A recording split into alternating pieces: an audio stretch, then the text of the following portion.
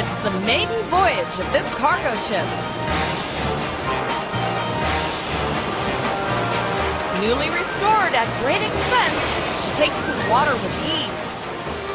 As the proud shipbuilders watch their hard work set sail, they give a cheer, and the vessel takes the bow.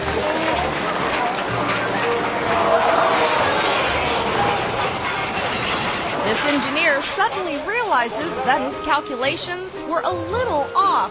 Looks like this ship's first trip out will also be its last.